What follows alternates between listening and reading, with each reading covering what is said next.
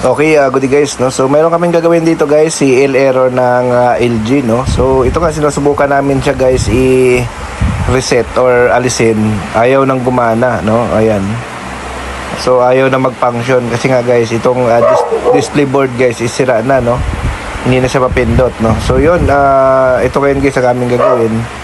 Kasi nga meron siyang error na CL. So ang CL kasi guys, child lock yan. So kung working sana yung mga button ng display ay kaya natin matanggal yan. So ang gagawin namin dito, bubuksan natin to yung likod. Salpakan muna namin siya ng board na dala namin, no, para matanggal natin yung CL error. So nandito kami ngayon guys sa Anilao Building, Taguig, no? Home service po tayo, no? So subukan muna namin siya guys. Lagyan ng bagong board, no, para lang matanggal natin yung CL. Kasi nga pag ma-reset na natin yung CL error na yan, okay na yan, magagamit na nila, no? Kasi nga itong mga touchscreen naman dito sa display ay hindi naman ginagamit masyado, no? So pero di naman palitan talaga yung board niyan, no? Kaso siyempre medyo may kamahalan. Siyempre yung mga customer natin nagtitipid din. So ang gagawin natin diyan, i-reset lang natin yung CL na yan. Kaso ang problema nga dahil sira na yung touchpad or yung touchscreen ng unit na ito. So, salpakan lang namin guys ng dala namin board para ma-reset natin, matanggal yung child lock na error. So, yan na guys, babaklasin na muna natin to guys.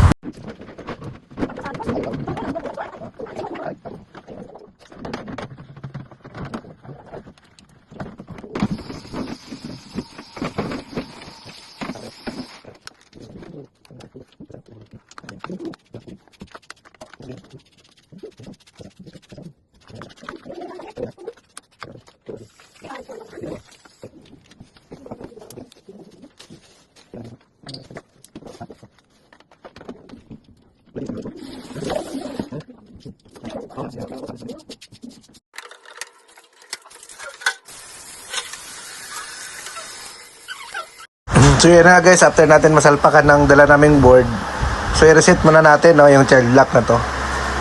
Ayan. Saksak natin, ayan. So meron siyang CL error pa din. So ayan. So i-reset natin, no. Tanggalin natin yung pinaka child lock niya, no, para ma-reset natin. Ayan. Ayan, long press lang naman yan guys. So ayan, wala na, no. So wala na yung CL na yon, no. So ngayon, after nyan, ibabalik natin yung lumang board, no? Kasi nga, working pa naman yung board nila. So hindi lang natin ma-reset yung child lock, no? So yan. Pero pag ganito ang condition guys, no, mas maganda palitan nyo na talaga ng board, lalo na pag hindi na mapindot, no, para mas maganda magamit nyo na lahat ng function, no? So yan. So after natin guys, binalik yung board nila. Ito na nga, testing na natin. So yan. Susubukan na natin, no? So ang may problema pa guys yung ayan. So okay na siya, gumagana na siya guys. Ang problema lang medyo yung knob niya guys, minsan sumasabay, minsan hindi, no? So kailangan pa siyang diinan para lang sumabay yung pag iniikot mo yung program. So ayan, no? Pag iniikot natin guys, ayan. Ayan, no? Hindi siya sumasabay. So minsan sumasabay, minsan hindi, no? So intermittent. So mas maganda sana kung palitan ito guys ng buong set na. Kaso dahil yun nga, minsan yung mga customer natin nagtitipid. So ang ginagawa lang muna natin to ng paraan, no, para magamit nila, no. So ino-option natin to na kung gusto nilang palitan, pwede naman, no. So ayan. So although magagamit pa naman nila kasi to guys, no. So kailangan lang natiyagain yung pag-ikot-ikot dito, no, para lang makagamit sila. So ganoon po, no, ang child lock guys, pwede yan ma-reset, no, basta working pa yung mga pindutan sa touchscreen. Pero pag hindi na siya working, kailangan nyo siya lagyan ng board, no, para ma-reset na siya. So yan. So ayan nga guys, testing namin siya, no. Ini-explain namin yan dyan sa customer, no. So ayan. So ito guys, okay siya, oh. Kaso kailangan diinan mo siya ng todo, yan.